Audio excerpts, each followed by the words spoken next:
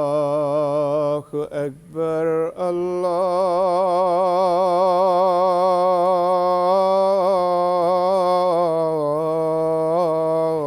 الله أكبر الله أكبر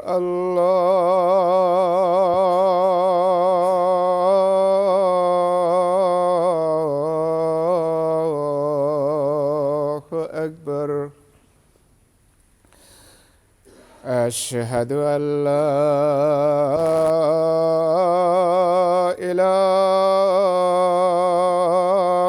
إله إلا الله أشهد أن لا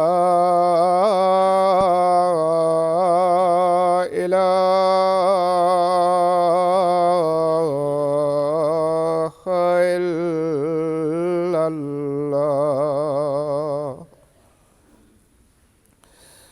أشهد أن محمدًا رسول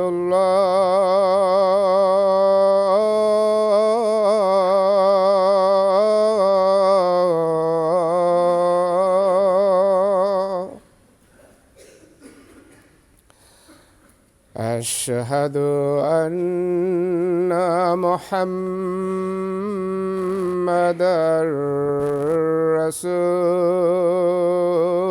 رسول الله حي على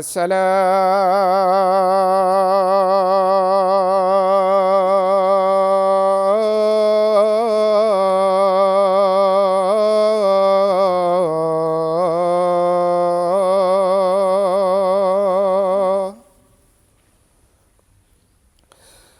حي على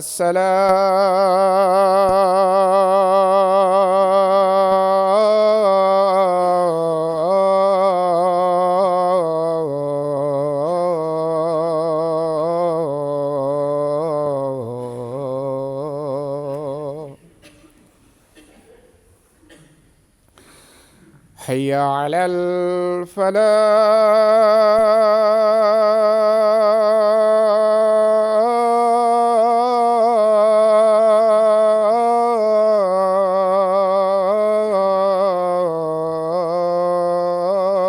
الفلاح حي على الفلاح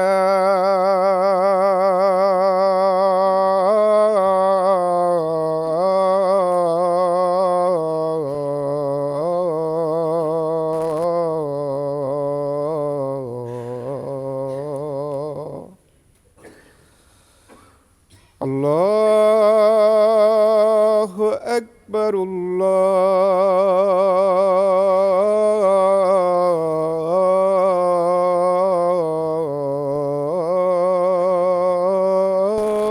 الله أكبر لا إله إلا الله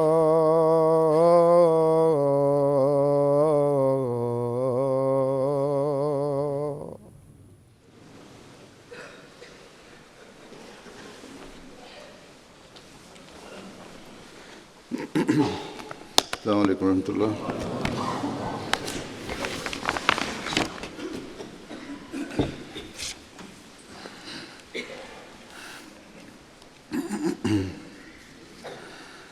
أشهد أن لا إله إلا الله وحده لا شريك له وأشهد أن محمدًا عبده ورسوله أما بعد فأعوذ بالله من الشيطان الرجيم بسم الله الرحمن الرحيم الحمد لله رب العالمين الرحمن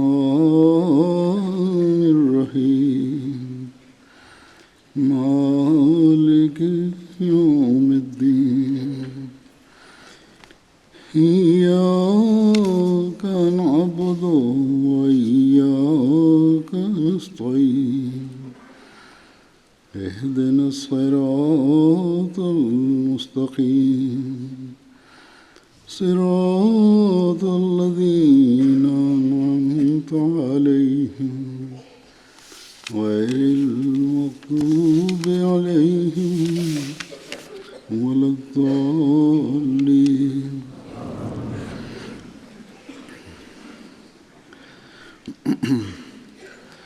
گزشتہ خطبے میں نے صحابہ رضوان اللہ علیہم کی شان، ان کے فضائل اور ان کے نمونوں کے حوالے سے بیان کیا تھا.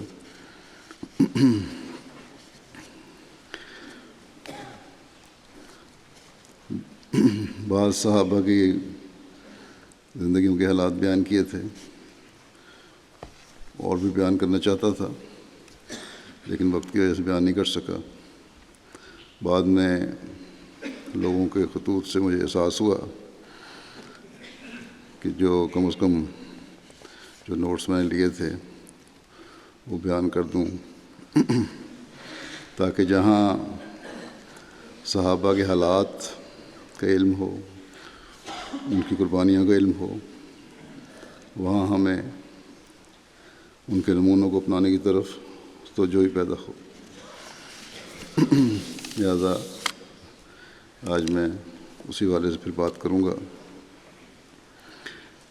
حضرت صلی اللہ علیہ وسلم کے ایک جلیل القدر صحابی ابو عبیدہ بن جراح تھے.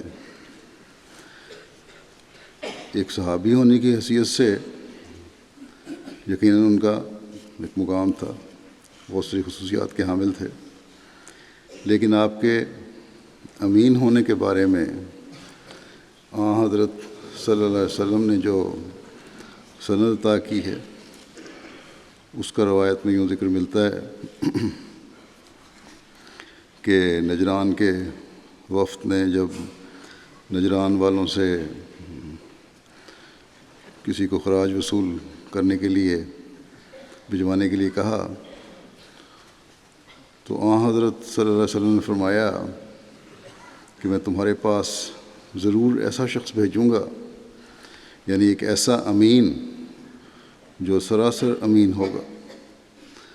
اس وقت آپ صلی اللہ علیہ وسلم کے صحابہ گردنیں اٹھا کر دیکھنے لگے کہ دیکھیں کون ہے وہ شخص جس کو حضرت صلی اللہ علیہ وسلم یہ اعزاز بخش رہے ہیں. تو آپ صلی اللہ علیہ وسلم نے فرمایا کہ ابو عبیدہ کھڑے ہو جائیں، اور حضرت ابو عبیدہ کو وہاں بھیجنے کا ارشاد فرمایا. ان کے بارے میں حضرت صلی اللہ علیہ وسلم کے ایک ارشاد کی حضرت انس رضی اللہ تعالیٰ عنہ سے اس طرح روایت ملتی ہے کہ رسول اللہ صلی اللہ علیہ وسلم نے فرمایا کہ ہر ایک امت کا ایک امین ہوتا ہے، اور اے میری امت، ہمارے امین عبیدہ بن جراح ہیں. یہ کتنا بڑا اعزاز ہے جس سے حضرت صلی اللہ علیہ وسلم نے آپ کو نوازا. پھر غزوہ احد میں آپ کے ایک ایسے واقعے کا ذکر ملتا ہے جس نے آپ کو ایک عظیم مرتبہ عطا کر دیا. احد کی جنگ میں جب دشمنان اسلام کی طرف سے بڑی شدت سے پتھر پھینکے جا رہے تھے، جب جنگ کا پاسا پلٹا، پہلے مسلمانوں کی جیت ہوئی، پھر ایک جگہ چھوڑنے کی وجہ سے کافروں نے دوبارہ حملہ کیا اور اس وقت پتھر بھی پھینکے، حضرت صلی اللہ علیہ وسلم کی طرف پتھر پھینکے. تو حضرت صلی اللہ علیہ وسلم کو بڑی شدت سے بعض پتھر لگے اور آپ کے خود کی 2 کڑیاں جو چہرے پر پہنا ہوا تھا، لوہے کی کڑیاں تھیں، ٹوٹ کر آپ کے رخسار مبارک میں دھنس گئیں۔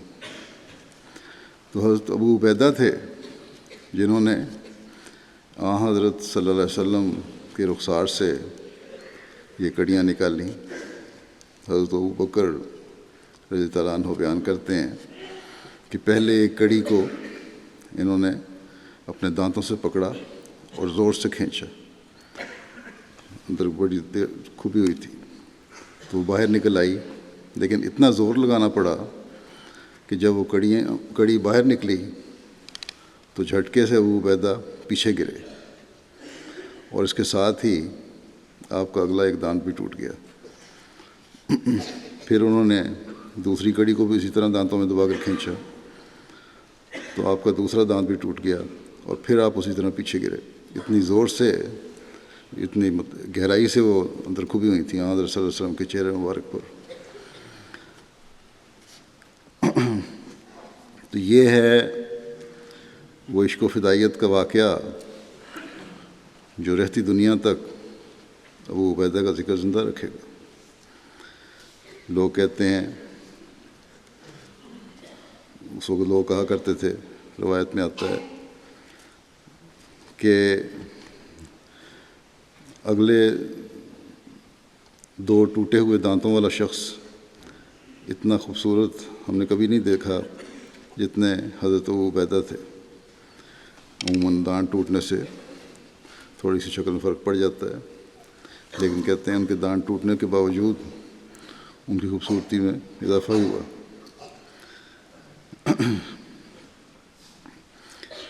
ان کی عاجزی، آپس کے تعاون اور حکمت سے معاملے کو طے کرنے کا واقعہ یوں بیان ہوتا ہے کہ ایک مہم پر حضرت صلی اللہ علیہ وسلم نے عمر بن ناس کو لشکر کا سردار بنا کر بھیجا۔ وہاں جا کر پتہ چلا کہ دشمن کی تعداد زیادہ ہے، ان کے لشکر میں صرف زیادہ تر عربی تھے اور مہاجرین اور بڑے صحابہ کم تھے۔ اس پر حضرت عمر بن عاص نے مزید مدد طلب کی حضرت صلی اللہ علیہ وسلم سے، تو حضرت صلی اللہ علیہ وسلم نے حضرت ابو عبیدہ کی سرکردگی میں ایک دستہ بھجوایا اور حضرت صلی اللہ علیہ وسلم نے ابو عبیدہ کو یہ نصیحت فرمائی کہ دونوں امراء باہم تعاون سے کام کرنا، مگر عمر بن عاص نے اس خیال سے کہ یہ فوج تو مدد کے لیے آئی ہے، اس لیے ان کے تابع ہے جو نئی کمک پہنچی تھی۔ ابو عبیدہ کے سپاہیوں کو براہ راست انہوں نے ہدایت دینی شروع کر دی اور حضرت ابو عبیدہ کے تحت جو بزرگ صحابہ تھے ان کے کہنے کے باوجود کہ ابو عبیدہ کو حضرت صلی اللہ علیہ وسلم نے امیر بنا کر اور آزاد کر کے آزاد طور پر فوج کا سردار بنا کر بھیجا ہے، امیر بنا کے بھیجا ہے، اور فرمایا تھا کہ ایک دوسرے سے تعاون کر کے کارروائی کرنا، کہ عمر بن عاص بھی اپنے لشکر کے سردار ہیں، یہ اپنے لشکر کے سردار ہیں، لیکن آپس میں تعاون سے کارروائی کرنا۔ لیکن عمر بن عاص نے کہا کہ امیر تو میں ہی ہوں، کیونکہ پہلے مجھے بھیجا گیا ہے۔ اس موقع پر بجائے کسی بحث میں پڑنے کے حضرت ابو عبیدہ نے کہا کہ گو کہ مجھے حضرت صلی اللہ علیہ وسلم نے ایک آزاد امیر کے طور پر بھجوایا ہے، مگر ساتھ ہی باہمی تعاون کا بھی ارشاد فرمایا تھا، اس لیے میری طرف سے آپ کو تعاون ہی ملے گا، چاہے آپ میری بات مانیں یا نہ مانیں، میں ہر بات میں آپ کی بات مانوں گا۔ بس یہ ہے موقع کی نزاکت کے لحاظ سے صحیح فیصلہ کر کے مسلمانوں کی طاقت کو مضبوط کرنے کے لیے اپنے اختیارات کو بھی چھوڑ دینا۔ یہ تعاون باہمی ہے جو آج مسلمانوں کی طاقت کو ایک عظیم طاقت بنا سکتا ہے، جس کی آج مسلمانوں کو ضرورت ہے۔ کاش کہ مسلمان لیڈروں کو بھی اتنی عقل آ جائے کہ اس طرح آپس میں تعاون کریں اور حکومت کو انصاف سے چلانے اور دشمن کو اپنا گرویدہ کر لینے کی بھی مثالیں حضرت عبیدہ کی ذات میں ہی ملتی ہیں۔ جب بادشاہ روم نے ملک بھر سے فوجیں جمع کر کے مسلمانوں کے مقابلے کے لیے بھیجیں، اس وقت مسلمانوں کے لشکر کے سردار ابو عبیدہ تھے۔ پہلے فتوحات ہوئی تھیں مسلمانوں نے قبضہ کر لیا تھا، پھر ایک بڑی فوج بھیجی شہنشاہ روم نے، عیسائیوں کے بہت سارے علاقوں پر، شہروں پر قبضہ تھا مسلمانوں کا۔ حضرت ابو عبیدہ نے جرنیلوں سے مشورے کے بعد اس وقت یہ حکمت عملی اختیار کی کہ فی الحال بعض شہر ہمیں چھوڑ دینے چاہیے، جو علاقہ مسلمان فتح کر چکے ہیں اسے چھوڑ دیا جائے۔ لیکن کیونکہ فتح کے بعد وہاں کے غیر مسلم باشندوں سے جزیہ اور خراج وصول کر چکے تھے، اسے آپ نے یہ کہہ کر واپس کر دیا ان سب لوگوں کو کہ فی الحال ہم تمہاری حفاظت نہیں کر سکتے، تمہارے حقوق ادا نہیں کر سکتے، اس لیے یہ رقم جو ہم نے تم سے بطور جزیہ و خراج وصول کی ہے اسے ہم واپس کرتے ہیں۔ چنانچہ حمص کے عیسائیوں اور مفتوحہ علاقے کے لوگوں کی رقم جو لاکھوں میں تھی وہ واپس کر دی۔ اس انصاف اور امانت کی ادائیگی کا غیر مسلموں پر اتنا اثر ہوا کہ مقامی عیسائی باشندے مسلمانوں کو رسول کرتے ہوئے روتے تھے اور دل سے یہ دعا کر رہے تھے کہ خدا تمہیں پھر جلد واپس لائے۔ یہ تھے وہ لوگ جنہوں نے حضرت صلی اللہ علیہ وسلم کی صحبت میں رہ کر عدل و انصاف کے وہ معیار قائم کیے جن کا تصور بھی نہ پہلے کوئی کر سکتا تھا اور نہ آپ کر سکتے۔ آج دنیا کے امن کی ضمانت یہ عدل اور انصاف اور امانت کا حق ادا کرنے سے ہی ہو سکتی، نہ کہ بڑی حکومتوں کا چھوٹی حکومتوں کو مجبور کرنا کہ ہماری مرضی کے ساتھ مطابق چلو ورنہ تمہارے خلاف ہم کارروائی کریں گے۔ اور نہ ہی یہ ہے جو اکثر مسلمان ملکوں میں ہو رہا ہے کہ عوام سے ٹیکس وصول کر کے پھر ان پر خرچ کرنے کے بجائے اپنے خزانے اکثر لیڈر بھر رہے ہیں اور نعرہ لگاتے ہیں حب رسول کا اور صحابہ کی محبت کا۔ پھر حضرت عباس ہیں جو حضرت صلی اللہ علیہ وسلم کے چچا تھے، فیاضی اور صلہ رحمی میں مشہور تھے۔ حضرت صلی اللہ علیہ وسلم نے فرمایا کہ عباس قریش میں سے سب سے زیادہ سخی اور صلہ رحمی کرنے والے۔ اس بات کو سن کر حضرت عباس نے 70 غلام آزاد کر دیے۔ یہ تھے ان لوگوں کی سخاوت کے معیار۔ پھر حضرت جعفر ہیں جو حضرت صلی اللہ علیہ وسلم کے چچا زاد بھائی تھے، حضرت علی کے سگے بھائی تھے۔ انہوں نے بھی ابتدائی زمانے میں اسلام قبول کرنے کی سعادت پائی اور مکے میں حالات کی وجہ سے حبشہ ہجرت کی۔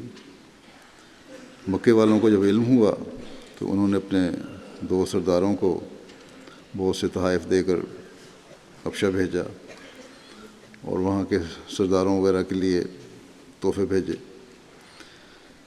اس پیغام کے ساتھ کہ ہمارے کچھ ناسمجھ نوجوان اپنا دین چھوڑ کر یہاں آ گئے ہیں تمہارے ملک میں، اور تمہارا دین بھی انہوں نے اختیار نہیں کیا، بالکل نیا دین ہے،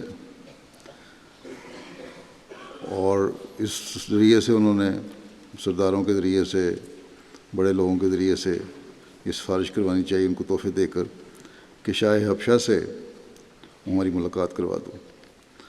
اور اسی طرح وہ بادشاہ کے لیے بھی بہت سے تحائف لے کر گئے تھے. ملاقات ہوئی، بادشاہ کو تحائف بھی انہوں نے دیے. بہرحال نجاشی نے، شاہ حبشہ تھے، مسلمانوں کو ان کی بات سننے کے بعد کافروں کی یا مکے کے نمائندوں کی اپنے دربار میں بلایا.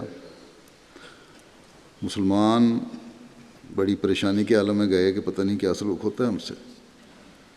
نجاشی نے ان سے پوچھا کہ کیا وجہ ہے کہ تم نے اپنا دین چھوڑ دیا ہے؟ نہ ہی کسی پہلی امت کا دین اختیار کرتے ہو کیا ہے تم نے، نہ ہمارا یعنی عیسائیت. حضرت جعفر رضی اللہ عنہ نے اس موقع پر مسلمانوں کی طرف سے نمائندگی کی اور کہا کہ اے بادشاہ، ہم جاہل قوم تھے، بتوں کی پرستش کرتے تھے، مردار کھاتے تھے، بدکاری کرنا اور رشتہ داروں سے بدسلوکی کرنا ہمارا معمول تھا. ہم میں سے طاقتور کمزور کو دبا لیتا تھا. ان حالات میں اللہ تعالیٰ نے ہم میں ایک رسول مبعوث فرمایا جس کی شرافت اور صدق و امانت اور پاک دامنی اور خاندانی نجابت سے ہم خوب واقف تھے. اس نے ہمیں خدا تعالیٰ کی توحید اور عبادت کی طرف بلایا اور یہ تعلیم دی کہ ہم خدا کا کسی کو شریک نہ ٹھہرائیں، نہ ہی بتوں کی پرستش کریں. اس نے ہمیں صدق و امانت، صلہ رحمی، پڑوسیوں سے حسن سلوک اور بلا وجہ لڑائی اور خون بہانے سے منع کیا.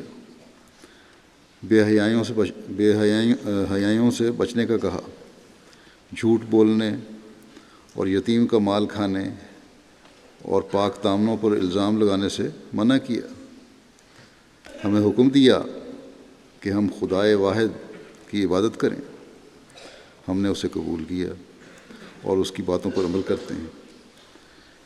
اس بات کی وجہ سے ہماری قوم ہمارے خلاف ہو گئی اور ہمیں اذیتیں دیں، تکلیفوں میں ڈالا، اور جب انتہا ہو گئی تو ہم اپنا ملک چھوڑ کر آپ کی پناہ میں آ گئے ہیں، کیونکہ آپ کے عدل و انصاف کا شہرا سنا تھا.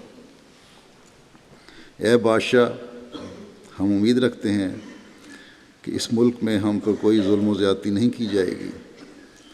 نجاشی اس سے بڑا متاثر ہوا اور کہا کہ تمہارے رسول پر جو کلام اترا ہے اس میں سے مجھے بھی کچھ پڑھ کر سناؤ.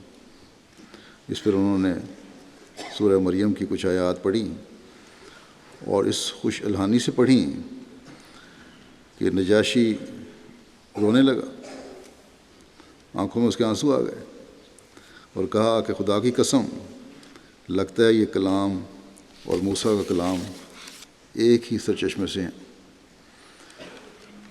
اور مکے کے سفیروں کو کہا کہ میں تمہیں یہ لوگ واپس نہیں کروں گا، یہ اب یہیں رہیں گے. ان مکے کے سفیروں نے مشورے کے بعد یہ ترکیب کی کہ بادشاہ کو کہا کہ یہ لوگ عیسیٰ کو عیسائیوں کے عقیدے کے مطابق نہیں مانتے اور اس کا درجہ کم کرتے ہیں. بادشاہ نے پھر مسلمانوں کو بلایا اور حضرت عیسیٰ کے بارے میں عقیدہ پوچھا. اس پر حضرت جعفر نے کہا کہ اس بارے میں ہمارے نبی پر یہ کلام اترا ہے کہ عیسیٰ اللہ کا بندہ اور اس کا رسول ہے، جو اللہ تعالیٰ نے کنواری مریم کو عطا فرمایا. نجاشی نے زمین سے ایک تنکا اٹھا کر کہا کہ حضرت عیسیٰ کا مقام اس تنکے کے برابر بھی زیادہ نہیں جو تم نے بیان کیا ہے. اور مسلمانوں کو کہا کہ یہاں تمہیں مکمل آزادی ہے. آپ کی حکمت، فراست اور علم نے مسلمانوں کو وہاں رہنے کے سامان مہیا فرما دیے. ایک صحابی مصعب بن عمیر تھے، ان کی والدہ بڑی مالدار تھیں. بڑے امیر لوگ تھے، بڑے ناز و نعم میں پلے بڑے تھے، بڑا اعلیٰ لباس پہنا کرتے تھے، بڑے خوبصورت جوان تھے۔ سعد بن ابی وقاص کہتے ہیں کہ حضرت مصعب کو آسائش کے زمانے میں بھی میں نے دیکھا ہے اور مسلمان ہونے کے بعد بھی دیکھا ہے۔ آپ نے راہ مولا میں بڑے دکھ برداشت کیے۔ سعد کہتے ہیں کہ میں نے دیکھا کہ وہی نوجوان جو بڑے ناز و نعم میں پلا بڑا تھا، اس کی یہ حالت تھی سختیوں کی وجہ سے کہ جسم سے جلد اس طرح اترتی جس طرح سانپ کی کینچلی اترتی ہے۔ ایک دن حضرت صلی اللہ علیہ وسلم نے حضرت مصعب کو اس حالت میں دیکھا کہ مجلس میں آئے تو پیوند شدہ کپڑوں میں پیوند بھی چمڑے کے لگے ہوئے تھے، کپڑے کے پیوند بھی نہیں تھے، جو چمڑا کہیں سے ملا وہ اسی سے پیوند لگا لیا کپڑوں پہ، لباس پر۔ صحابہ نے ان کی یہ حالت دیکھ کر سر جھکا لیے۔ بہت ساروں نے ان کی شان و شوکت پہلے دیکھی ہوئی تھی، کیونکہ ان کی مدد کرنے سے بھی وہ معذور تھے۔ جب مجلس میں آ کر حضرت مصعب نے سلام کیا تو حضرت صلی اللہ علیہ وسلم نے دلی محبت سے سلام کا جواب دیا، اور اس امیر شخص کی پہلی حالت اور موجودہ حالت کو دیکھ کر آپ صلی اللہ علیہ وسلم کی آنکھوں میں آنسو آ گئے۔ پھر انہیں حوصلہ دینے کے لیے حضرت صلی اللہ علیہ وسلم نے فرمایا، آپ کو حوصلہ دیتے ہوئے فرمایا کہ الحمدللہ دنیا داروں کو ان کی دنیا نصیب ہو۔ میں نے مصعب کو اس زمانے میں بھی دیکھا ہے جب شہر مکہ میں ان سے بڑھ کر کوئی صاحب ثروت نہیں تھا۔ یہ ماں باپ کی عزیز ترین اولاد تھی اور اسے کھانے پینے کی ہر اعلیٰ نعمت میسر تھی، مگر خدا کے رسول کی محبت نے اسے اس حال میں پہنچایا ہے اور اس نے وہ سب کچھ خدا تعالیٰ کی رضا کی خاطر چھوڑ دیا۔ پھر خدا نے اس کے چہرے کو نور عطا کر دیا۔ حضرت مصعب کو تبلیغ کرنے کا بھی خوب ملکہ تھا، بڑے پیار سے تبلیغ کرتے تھے، اور یہ کہا کرتے تھے تبلیغ کرنے والوں کو کہ اگر پسند آئے میری باتیں تو سنو، نہ پسند آئے تو نہ سنو، اٹھ کے چلے جاؤ۔ اور اس طرح مدینہ کے اجنبی لوگوں تک پیغام حق آپ نے پہنچایا، اور بہت سارے لوگوں آپ کی وجہ سے، تبلیغ کی وجہ سے مسلمان ہوئے۔ حضرت مصعب بن ربیع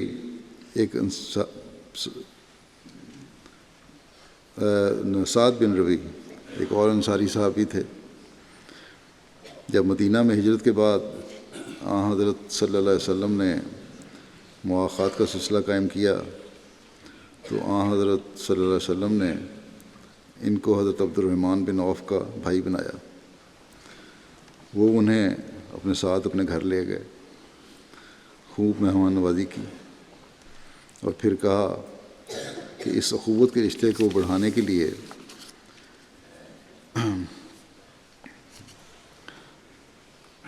میرا دل چاہتا ہے کہ میں اپنی آدھی جائیداد آپ کو دے دوں، اور پھر یہاں تک کہا کہ میری 2 بیویاں ہیں، جسے آپ چاہیں میں طلاق دے دیتا ہوں، آپ شادی کریں۔ حضرت عبد الرحمن بن عوف نے بھی کہا، وہ مومنانہ شان تھی ان کی، کہ تمہاری دولت، تمہاری جائیداد، تمہاری بیویاں تمہیں مبارک ہوں، اللہ ان میں برکت ڈالے۔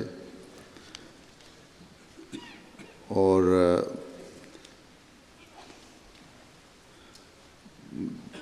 کہنے لگے کہ میں تو ایک تاجر آدمی ہوں، اپنا گزارا کر لوں گا، تم صرف مجھے بازار کا راستہ بتا دو، اور تمہارے جذبات کا بہت بہت شکریہ۔ اس طرح انہوں نے تجارت کی، اور ایک وقت تھا کہ وہ بڑے امیر تاجروں میں شمار ہوتے تھے، لاکھوں کروڑوں کی آمد ہو گئی ان کی۔ حضرت سعد بن ربیع جنگ احد میں بھی شامل ہوئے تھے، اور اس میں شہید ہوئے۔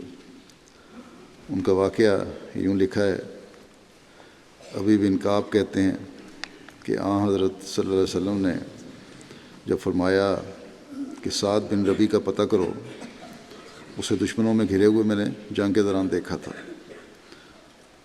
تو کہتے ہیں میں سعد کو آوازیں دیتا ہوا نکلا۔ جب سعد تک پہنچے تو دیکھا کہ وہ زخموں سے چور ہیں اور ایک جگہ پڑے ہوئے ہیں۔ کہتے ہیں میں نے کہا انہیں کہ حضور صلی اللہ علیہ وسلم نے مجھے آپ کے پاس بھیجا ہے، اور حضور صلی اللہ علیہ وسلم نے آپ کو سلام بھیجا ہے اور حال پوچھا۔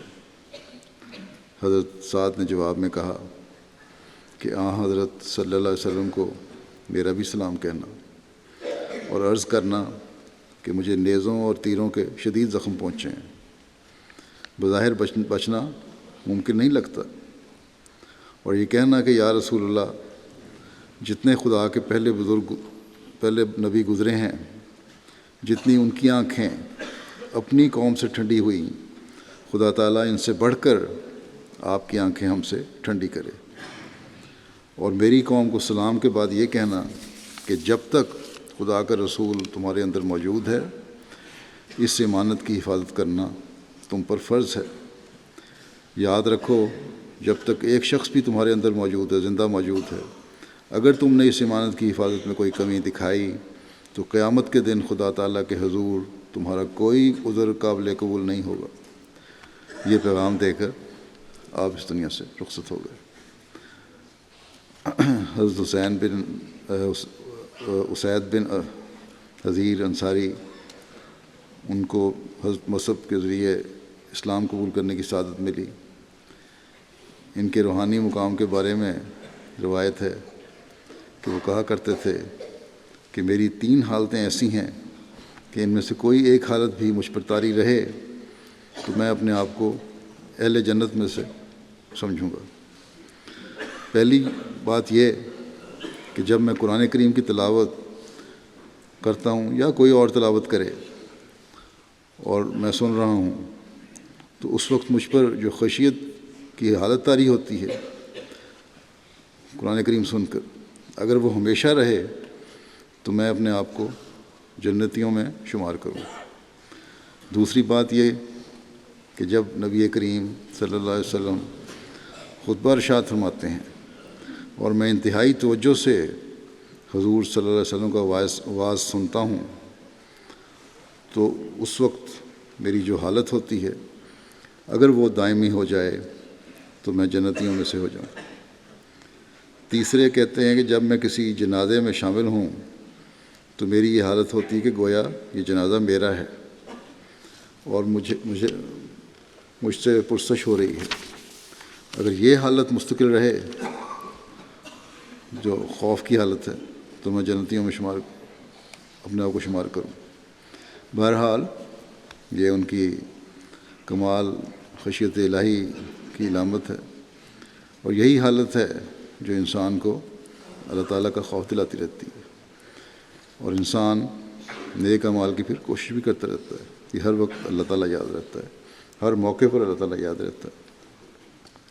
جہاں تک اس بات کا سوال ہے کہ ہر دفعہ ان کی حالت ہونا کہ ہو تو میں جنت میں شمار ہوں، ہر حالت جو مختلف صورتیں پیدا ہوئیں اور ہر دفعہ جو ان کی یہ حالت ہوتی ہے، یہ بات ہی ثابت کرتی ہے کہ وہ یقیناً جنتیوں میں سے تھے اور خدا تعالیٰ کی رضا کو حاصل کرنے والے تھے۔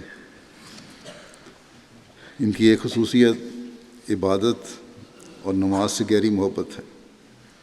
اپنے محلے کی مسجد کے امام تھے، بیماری میں بھی مسجد میں نماز کے لیے آیا کرتے تھے۔ بعض دفعہ جب کھڑے ہو کر نماز پڑھنا مشکل تھا تب بھی مسجد آ کر بیٹھ کر نماز پڑھتے تھے تاکہ نماز با جماعت کا ثواب نہ چھوٹے۔ یہ 3 لوگوں کی حالت، اور یہ ہیں وہ ہمارے لیے نمونے، ان عبادت گزاروں کے نمونے۔ آپ کی رائے بھی بڑی صائب ہوتی تھی، بڑے اعلیٰ قسم کے مشورے دیا کرتے تھے۔ حضرت ابوبکر صدیق رضی اللہ عنہ حضرت اسید کی رائے آنے کے بعد فرماتے تھے کہ اب اختلاف مناسب نہیں ہے۔ اسی طرح حضرت ابوبکر اور حضرت عمر کی خلافت کا وقت انہوں نے پایا، حضرت عمر کی خلافت کے دوران یہ فوت ہوئے، اور خلافت سے غیر معمولی اطاعت کا عملی نمونہ دکھایا۔ آپ اوس قبیلے کے سردار تھے اور اپنے قبیلے کو کہا کہ کوئی دوسرا قبیلہ مدینے کا اختلاف کرتا ہے یا نہیں کرتا، ہم نے کوئی اختلاف نہیں کرنا اور حضرت ابوبکر صدیق رضی اللہ عنہ کی بیعت کرنی ہے۔ پھر ایک انصاری صحابی ابی بن کعب تھے، آپ بھی عالم بعمل تھے، بڑی باقاعدگی سے 5 نمازیں حضرت صلی اللہ علیہ وسلم کے ساتھ ادا کیا کرتے تھے۔ نمازوں کی پابندی کے بارے میں حضرت صلی اللہ علیہ وسلم کا ایک ارشاد بیان کرتے ہیں کہ فجر کی نماز کے بعد آپ نے کچھ لوگوں کے بارے میں پوچھا کہ وہ 2 اشخاص کے بارے میں نماز پہ نہیں آئے۔ پھر آپ نے فرمایا کہ 2 نمازیں فجر اور عشاء کمزور ایمانوں والوں اور منافقوں پر بڑی بھاری ہیں، اگر ان کو علم ہو کہ ان نمازوں کا کتنا ثواب ہے تو وہ ضرور ان نمازوں میں شامل ہوں، خواہ انہیں اپنے گھٹنوں کے بل بھی آنا پڑے۔ 2 نمازیں فجر اور عشاء کے بارے میں خاص تاکید فرمائی آپ نے۔ بعض مسائل کے حل کی بھی ان کی روایات ہیں۔ ایک دفعہ ایک شخص نے حضرت ابی بن کعب سے سوال کیا کہ ہمیں دوران سفر ایک چابک ملا ہے، اونٹوں یا گھوڑوں کو چلانے کے لیے چھانٹا ہے، چابک ہے، اس کا کیا کریں؟ حضرت ابی نے جواب دیا، یہ تو ایک چابک ہے، مجھے ایک دفعہ 100 دینار ملے تھے، میں نے حضرت صلی اللہ علیہ وسلم کی خدمت میں حاضر ہو کر عرض کیا کہ یہ ایک گمشدہ چیز مجھے ملی ہے۔ آپ صلی اللہ علیہ وسلم نے فرمایا کہ 1 سال تک اس کا اعلان کرتے رہو کہ یہ گمشدہ چیز مجھے ملی ہے، جس کی ہے وہ لے لے۔ جب 1 سال کے اعلان کے بعد بھی مالک نہ آیا تو میں وہ دینار لے کر حضرت صلی اللہ علیہ وسلم کی خدمت میں حاضر ہوا۔ حضرت صلی اللہ علیہ وسلم نے فرمایا کہ 1 سال اور اعلان کرو۔ چنانچہ مزید 1 سال اعلان کے بعد جب کوئی نہ آیا تو پھر حاضر ہو کر عرض کی کہ سال گزر گیا ہے، کوئی نہیں آیا۔ آپ صلی اللہ علیہ وسلم نے فرمایا کہ 1 سال اور اعلان کرو۔ تیسرے سال اعلان کے باوجود جب کوئی نہیں آیا تو حضور صلی اللہ علیہ وسلم سے 4تھی مرتبہ پوچھا۔ آپ نے فرمایا کہ اب بے شک یہ دینار اپنے استعمال میں لے آؤ۔ بس یہ ہیں تقویٰ کے معیار۔ ایک دفعہ انہوں نے حضرت صلی اللہ علیہ وسلم سے عرض کیا کہ یا رسول اللہ، میں جب دعا کرتا ہوں تو میرا دل کرتا ہے کہ میں زیادہ سے زیادہ آپ کی ذات پر درود بھیجوں، اگر دعا کا 4تھا حصہ میں درود پڑھا کروں تو ٹھیک ہے۔ حضور صلی اللہ علیہ وسلم نے فرمایا کہ جتنا تمہارا جی چاہے درود پڑھ لو، چاہو تو اس سے بھی زیادہ پڑھ سکتے ہو۔ اس پر حضرت ابی نے عرض کی کہ اگر آدھا وقت درود پڑھا کروں تو ٹھیک ہے۔ حضرت صلی اللہ علیہ وسلم نے فرمایا جتنا چاہو پڑھو، اس سے بھی زیادہ پڑھ لو تو اور اچھا ہے۔ حضرت ابی بن کعب نے عرض کی کہ اگر 2/3 حصہ درود میں گزاروں تو ٹھیک ہے۔ آپ صلی اللہ علیہ وسلم نے فرمایا جتنا چاہو پڑھو، اس سے بھی زیادہ پڑھ سکتے ہو تو پڑھو۔ تب حضرت ابی نے اپنی دلی خواہش کا اظہار کرتے ہوئے کہا کہ یا رسول اللہ، میرا تو دل کرتا ہے کہ میں اپنی دعا میں صرف درود ہی پڑھتا رہوں۔ آپ صلی اللہ علیہ وسلم نے اس پر فرمایا کہ اگر تم اپنی دعاؤں کا زیادہ حصہ درود پڑھتے رہو گے تو اللہ تعالیٰ تمہارے ہم و غم کا خود متکفل ہو جائے گا، تمہارے گناہ بخشے جائیں گے، اور یہ بات خدا تعالیٰ کے نزدیک تمہارے بلند درجات کا موجب ہوگی۔ آپ کو قرآن شریف سے بھی بہت محبت تھی، آپ کثرت سے تلاوت کرتے تھے، آپ کی ایمانت و دیانت بھی کمال کو پہنچی ہوئی تھی۔ حضرت صلی اللہ علیہ وسلم نے ایک دفعہ آپ کو زکوٰۃ وصول کرنے کے لیے مقرر فرمایا اور مدینہ کے قریبی قبائل بنی عذرا اور بنی سعد میں بھجوایا۔ کہتے ہیں کہ میں نے وہاں جا کر زکوٰۃ وصول کی۔ واپسی پر مدینہ کے قریب ایک ایسے مخلص شخص سے واسطہ پڑا جس کے تمام اونٹوں پر ایک سالہ اونٹنی زکوٰۃ بنتی تھی۔ اس کے پاس اونٹ تھے اور ان کی زکوٰۃ 1 سالہ اونٹنی بنتی تھی۔ میں نے اس سے کہا کہ 1 سالہ اونٹنی زکوٰۃ دے دو۔ اس نے کہا کہ 1 سالہ اونٹنی لے کر کیا کریں گے آپ؟ اس پر تو نہ سوار ہوا جا سکتا ہے، نہ بوجھ لادا جا سکتا ہے۔ میں آپ کو زکوٰۃ میں بڑی عمر کی خوبصورت جوان اونٹنی دیتا ہوں جو کسی کام بھی آئے۔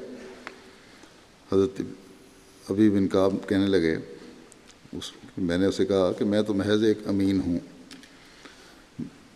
اور امانت اکٹھی کرنے آیا ہوں، میں یہ نہیں کر سکتا کہ بڑی اونٹنی لوں۔ دوسری طرف وہ شخص جو اخلاص والا تھا وہ اصرار کر رہا تھا کہ بڑی عمر کی اونٹنی لے لیں۔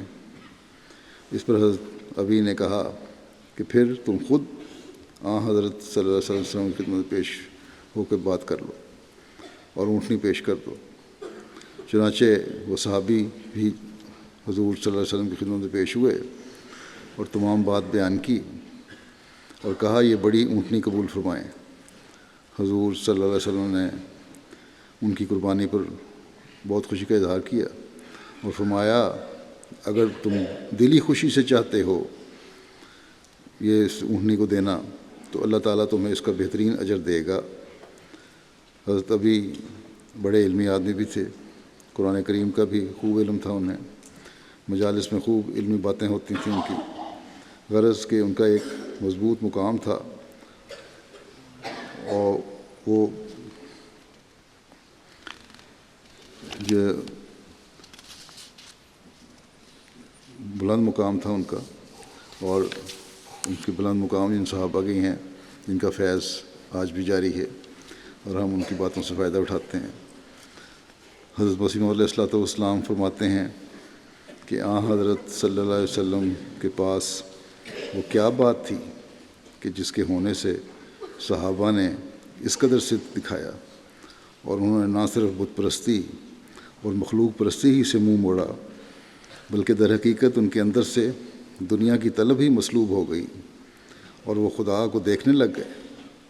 وہ نہایت سرگرمی سے خدا تعالیٰ کی راہ میں ایسے فدا تھے کہ گویا ہر ایک ان میں سے ابراہیم تھا۔ انہوں نے کامل اخلاص سے خدا تعالیٰ کا جلال ظاہر کرنے کے لیے وہ کام کیے جس کی نظیر بعد اس کے کبھی پیدا نہیں ہوئی، اور خوشی سے دین کی راہ میں ذبح ہونا قبول کیا۔ بلکہ بعض صحابہ نے جو یکلخت شہادت نہ پائی تو ان کو خیال گزرا کہ شاید ہمارے صدق میں کچھ کسر ہے، جیسے کہ اس آیت میں اشارہ ہے منہم من قضا نحبہ ومنہم من ینتظر، یعنی بعض تو شہید ہو چکے تھے اور بعض منتظر تھے کہ کب شہادت نصیب ہو۔ آپ فرماتے ہیں کہ اب دیکھنا چاہیے کہ کیا ان لوگوں کو دوسروں کی طرح حوائج نہ تھے اور اولاد کی محبت اور دوسرے تعلقات نہ تھے، مگر اس کشش نے ان کو ایسا مستانہ بنا دیا تھا کہ دین کو ہر ایک شے پر مقدم کیا ہوا تھا۔ پھر آپ فرماتے ہیں مکے میں بیٹھ کر جو مومنین قریش نے حضرت صلی اللہ علیہ وسلم کی حمایت کی تھی، جس حمایت میں کوئی دوسری قوم کا آدمی ان کے ساتھ شریک نہیں تھا الا شاذ و نادر، وہ صرف ایمانی قوت اور عرفانی طاقت کی حمایت تھی۔ نہ کوئی تلوار میان سے نکالی گئی تھی اور نہ کوئی نیزہ ہاتھ میں پکڑا گیا تھا، بلکہ ان کو جسمانی مقابلہ کرنے سے سخت ممانعت تھی۔ یہ صرف قوت ایمانی اور نور عرفان کے چمکدار ہتھیار اور ان ہتھیاروں کے جوہر جو صبر اور استقامت اور محبت اور اخلاص اور وفا اور معارف الہیہ اور حقائق عالیہ دینیہ ان کے پاس موجود تھے، لوگوں کو دکھلاتے تھے، گالیاں سنتے تھے، جان کی دھمکیاں دے کر ڈرائے جاتے تھے اور سب طرح کی ذلتیں دیکھتے تھے، پر کچھ ایسے نشہ عشق میں مدہوش تھے کہ کسی خرابی کی پرواہ نہیں رکھتے تھے اور کسی بلا سے ہراساں نہیں ہوتے تھے۔ دنیاوی زندگی کے روح سے اس وقت حضرت صلی اللہ علیہ وسلم کے پاس کیا رکھا تھا جس کی توقع سے وہ اپنی جانوں اور عزتوں کو معرض خطر میں ڈالتے اور اپنی قوم سے پرانے اور پرنفع تعلقات کو توڑ لیتے۔ اس وقت تو حضرت صلی اللہ علیہ وسلم پر تنگی اور عسر اور کسن و فرصت اور کسن و شاست کا زمانہ تھا، اور آئندہ کی امیدیں باندھنے کے لیے کسی قسم کے قرائن و علامات موجود نہ تھے۔ سو انہوں نے اس غریب درویش کا، جو دراصل ایک عظیم الشان بادشاہ تھا، ایسے نازک زمانے میں وفاداری کے ساتھ محبت اور عشق سے بھرے ہوئے دل سے جو دامن پکڑا، جس زمانے میں آئندہ کے اقبال کی تو کیا امید، خود اسی مرد مصلح کی چند روز میں جان جاتی نظر آتی تھی۔ یہ وفاداری کا تعلق محض قوت ایمانی کے جوش سے تھا، جس کی مستی سے وہ اپنی جانیں دینے کے لیے ایسے کھڑے ہو گئے جیسے سخت درجے کا پیاسا چشمہ شیریں پر بے اختیار کھڑا ہو جاتا ہے۔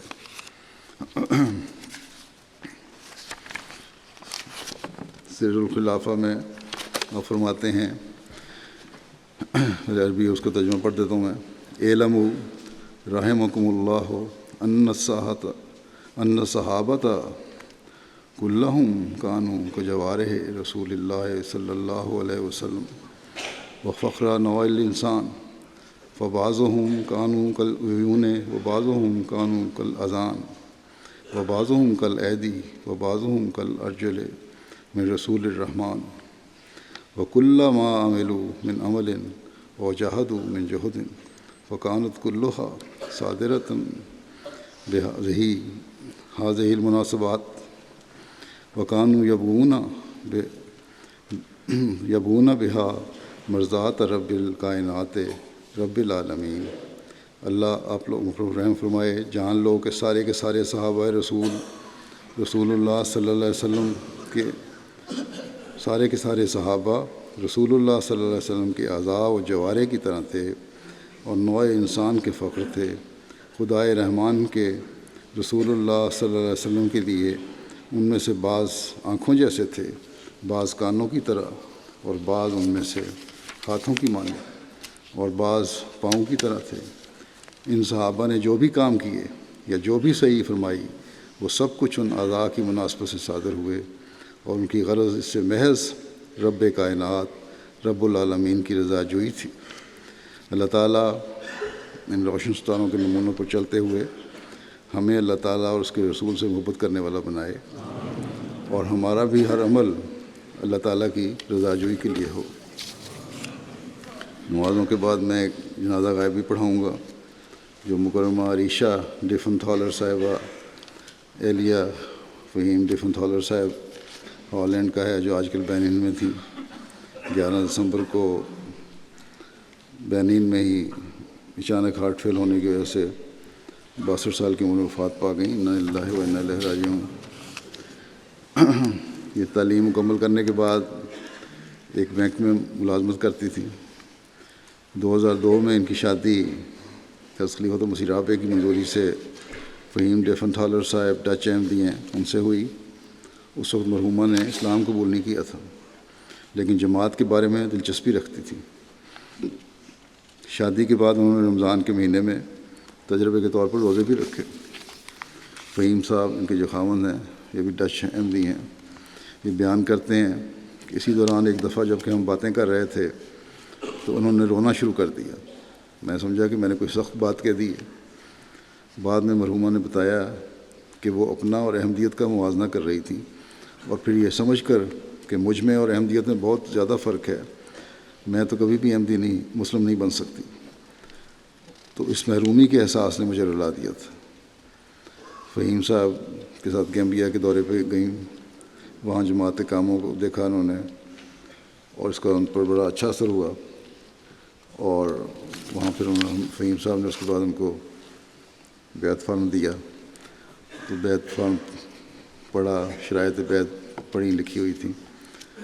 پہلے تو مرحومہ نے کہہ دیا کہ میں اس پر کبھی دستخط نہیں کر سکتی، لیکن بڑھنے کے بعد انہوں نے جلد ہی 18 مارچ 2006 کو بیعت فارم پر کر دیا، اور اس طرح وہ بیعت فارم کا خط بھی مجھے لکھا.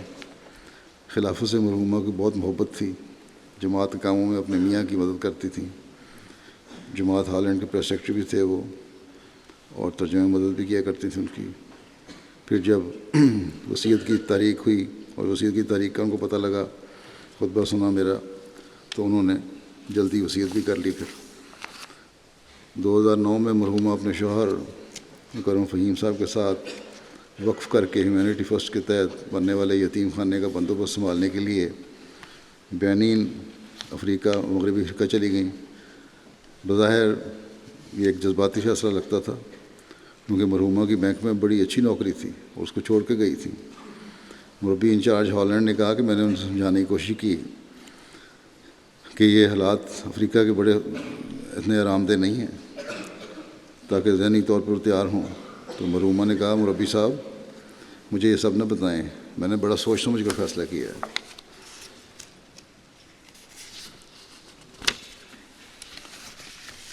ان کے رشتہ داروں نے بھی انہیں کہا کہ افریقہ چلی گئی ہیں آپ، اور وہاں پتہ ہے انہوں نے سمجھا کہ جماعت احمدیہ بھی کوئی کمپنی کی طرح ہے کہ کمپنیوں کا دیوالیہ ہو جاتا ہے تو اس کے بعد کچھ نہیں رہتا، تو تم یہ نہ ہو کہ وہیں جا کے پھر نہ ادھر کی رہو نہ ادھر کی رہو.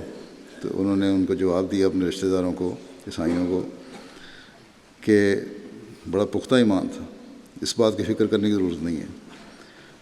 جماعت ایک کمپنی کی طرح نہیں ہے جو کبھی دیوالیہ ہو جائے، تو کبھی دیوالیہ نہیں ہو سکتی. اور اگر جہاں تک میرا تعلق ہے، اگر میں فوت ہو گئی تو میں اس بات کو پسند کروں گی کہ اسی یتیم خانے میں دفن کی جاؤں. مرحومہ جو یورپی معاشرے کی پلی بڑی تھیں اور بڑی اچھی نوکری بھی تھی، اس کے باوجود افریقہ میں انہوں نے بڑے مشکل حالات میں بڑے آسن رنگ میں اپنا وقف نبھایا اور بڑی ذمہ داری سے اپنے فرائض انجام دیے. نمازوں کی پابند تھیں وہ، جب سے احمدی ہوئیں باقاعدہ نمازیں پڑھنے والی، تہجد گزار بھی بن گئیں. پھر کبھی نماز نہیں چھوڑتی تھیں، بلکہ دوسروں کو بھی وقت پر نماز پڑھنے کی تلقین کیا کرتی تھیں. خطبہ بڑی باقاعدگی سے اور توجہ سے سنتی تھیں، اور تمام باتوں پر جو باتیں اگر نصیحت والی ہیں تو عمل کرنے کی کوشش کرتی ہیں. اسلام اور احمدیت سے محبت کا اندازہ اس بات سے ہو سکتا ہے کہ جب دیگر احباب دوسرے جو احمدی تھے اسلامی تعلیمات پر جس کو دیکھتے ہیں کہ پوری طرح عمل نہیں کرتے تو بڑی غمزدہ ہو جایا کرتی تھی کہ کیوں یہ لوگ احمدی ہونے کے باوجود اسلامی تعلیمات پر عمل نہیں کرتے. قرآن کریم کی باقاعدگی سے تلاوت کرتی اور ترجمہ اور تفسیر کے ساتھ سمجھنے کی کوشش کرتی. اولاد ان کی نہیں تھی، یتیم خانے کے انچارج تھے، ان کو اپنے بچے سمجھائے انہوں نے. احمدی آئی صاحب ہیومینٹی فرسٹ کے جو ہیں وہ کہتے ہیں کہ میں ان کو دارالاکرام جو وہاں کا یتیم خانہ جماعت چلا رہی ہے ہیومینٹی فرسٹ دیکھنے کا گیا، موقع ملا. تو اس وقت دارالاکرام میں 2 ماہ سے لے کر 12 سال تک کی عمر کے بچے تھے. گو کہ سٹاف موجود تھا، لیکن 2 ماہ کی یتیم بچی ہر وقت ان کی گود میں میں نے دیکھی. کسی بچے کی طبیعت ٹھیک نہ ہوتی تو بڑی فکر مندی سے اس کی خاص خوراک اور دوائی کا انتظام کرتی. اگر بچے کی تعلیمی رپورٹ میں کوئی توجہ طلب بات ہوتی تو اس کو مختلف طریقے سے بہتر کرنے کے لیے بڑی فکر مندی کا اظہار کرتی. کہتے ہیں کہ میں نے جب بھی ان سے کسی ذاتی ضرورت کے حوالے سے دریافت کیا یا ان کو ضرورت ہو تو بتائیں، تو ان کا یہی جواب ہوتا تھا کہ ہم تو وقف ہیں، ہم نے وقف کیا ہوا ہے. اللہ تعالیٰ کے بہت شکر گزار ہیں کہ اس نے ہمیں توفیق دی ہے اور یتیم بچوں کی خدمت کا ہمیں موقع ملا ہوا ہے، اور ہم بہت خوش ہیں. ہمارے لیے کوئی فکر نہ کریں، لیکن اگر ادارے کے انتظام کے معاملہ میں کوئی معاملہ ہوتا، اس کی بہتری کا معاملہ ہوتا تو فوراً توجہ دلاتی. اسی طرح اتھر زبیر صاحب جو جرمنی کے چیئرمین ہیومینٹی فرسٹ کے ہیں، وہ کہتے ہیں کہ ان کے خاوند فہیم صاحب نے بتایا کہ شروع سے ان کو لاٹری کھیلنے کا بڑا شوق تھا. یورپ میں بڑا رواج ہے لاٹری کا. جب ان کو بتایا گیا کہ اسلام میں اس کی ممانعت ہے تو فوراً اس کو ترک کر دیا اور لاٹری میں لگانے والی رقم ہفتہ وار مسجد کے چندے میں دینی شروع کر دی.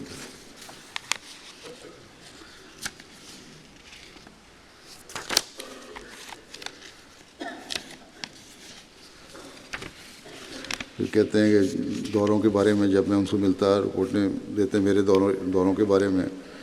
ڈاکٹر صاحب جرمنی کے دوروں میں ساتھ رہا کرتے ہیں ہمارے اطہر زبیر صاحب. تو کہتے ہیں بڑی جذباتی ہو جایا کرتی تھیں باتیں سن کے, واقعات سن کے. بڑی مہمان نواز تھیں, وہاں کے لوگوں سے بڑا پیار اور عزت سے پیش آیا کرتی تھیں. اسی محبت کی وجہ سے ان کے محلے کے جہاں وہ رہتی تھیں بینین میں, محلے کے تمام لوگ ان کو ماما کہتے تھے اور اپنے ذاتی معاملات میں ان سے مشورے کیا کرتے تھے. وہاں کے امیر جماعت لکھتے ہیں بینین کے, اپنے چندے کی بڑی فکر ہوتی تھی ان کو, بڑی باقاعدگی کے ساتھ چندہ ادا کیا کرتی تھیں اور پورٹو نوو ریجن کے مبلغ سلسلہ سے 2-3 بار اظہار کیا کہ آپ ہمارا چندہ آ کر وصول کر لیا کریں وقت پہ. ہمیشہ اپنا وصیت کا چندہ ادا کر کے پہلی فرصت میں ادا کرتیں. اور جب اب تحریک کی میں نے بیت الفتوح کی تعمیر نو کی, اس میں بھی انہوں نے بڑی خوشی سے حصہ لیا اور معلومات بھی چندوں کی لیتی رہتی تھی. کہتے ہیں کہ احمدیہ دارالاکرام یتیم خانے میں بڑی دل جمی اور محبت سے خلوص سے کام کرتی تھیں. شیر خوار بچوں کو اٹھائے پھرتیں, ان کا بڑا خیال رکھتیں. ان کی وفات کے ساتھ میں سمجھتا ہوں کہ دارالاکرام کے بچے اب یتیم ہوئے ہیں. اللہ تعالیٰ ان کے درجات بلند فرمائے اور ان کے رحم اور مغفرت کا سلوک فرمائے, اور ایسے باوفا اور وقت کی روح کو سمجھنے والے مزید اللہ تعالیٰ جماعت کو عطا فرماتا رہے.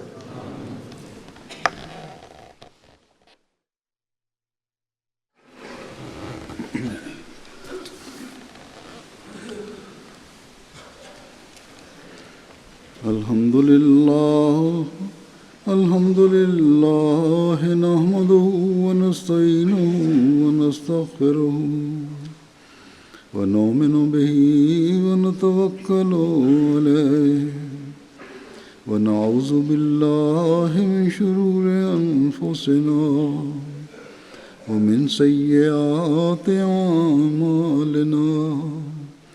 من يهده الله فلا مضل له ومن يضلل فلا هادي له ونشهد أن لا إله إلا الله ونشهد أن محمدا عبده ورسوله.